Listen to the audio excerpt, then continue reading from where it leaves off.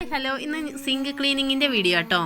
അപ്പോൾ ഇതെങ്ങനെയൊന്നുമില്ല, ഇത് നല്ല പഴക്കമുള്ള സിങ്കാണ്. അപ്പോൾ ഇതെങ്ങനെയൊന്ന് വെളുപ്പിക്കാൻ നമുക്ക് നോക്കാം. ഇതിനായിട്ട് അധികം ഇൻഗ്രീഡിയൻസ് ഒന്നും വേണ്ട, നമ്മളെ വീട്ടിലുള്ള ഇൻഗ്രീഡിയൻസ് തന്നെ മതി കേട്ടോ.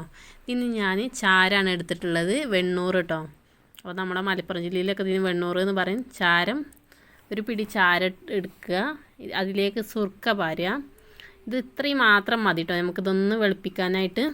അപ്പോൾ ഞാനിതിലേക്ക് സോപ്പും കമ്പിച്ചണ്ടി കൂടി എടുക്കുന്നുണ്ട്. അതിൻ്റെ കയ്യിൻ്റെ അടുത്ത് തന്നെ ഉണ്ട്, അതുകൊണ്ടുണ്ട് എടുത്തുന്നുള്ളൂ. നമ്മുടെ ഈ ഒരു വെണ്ണൂറും സുർക്കി മാത്രം മതി കേട്ടോ, നമ്മുടെ സിങ്ക് ഇങ്ങനെ വെട്ടിത്തിളങ്ങും. അപ്പോൾ ഈ വെണ്ണൂറും സുർക്കിയും ഉപയോഗിച്ചിട്ട് തന്നെ നന്നായിട്ടൊന്ന് ഉരച്ചു കൊടുക്കുക കേട്ടോ. എല്ലാ ഭാഗത്തും നന്നായിട്ട് തന്നെ ഒന്ന് ഉരച്ചു കൊടുക്കുക.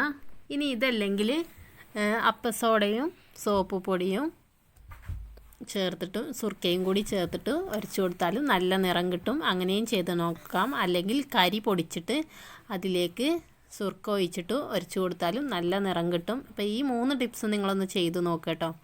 അപ്പോൾ നമ്മുടെ സിങ്ക് ഇങ്ങനെ വെട്ടിത്തിളങ്ങുന്നതായിട്ട് കാണാം. അപ്പോൾ ദാ നമ്മുടെ സിങ്കിലെ കറയും എല്ലാ ചളികളും നന്നായിട്ട് തന്നെ പോയി ഒരു പ്രത്യേക തിളക്കം തന്നെ കിട്ടിയിട്ടുണ്ട്. അപ്പോൾ എൻ്റെ ക്യാമറയിൽ അത്ര തിളക്കം തോന്നില്ലെങ്കിലും എനിക്ക് കണ്ണിന് നല്ല മാറ്റം തോന്നിയിട്ടുണ്ടായിരുന്നു.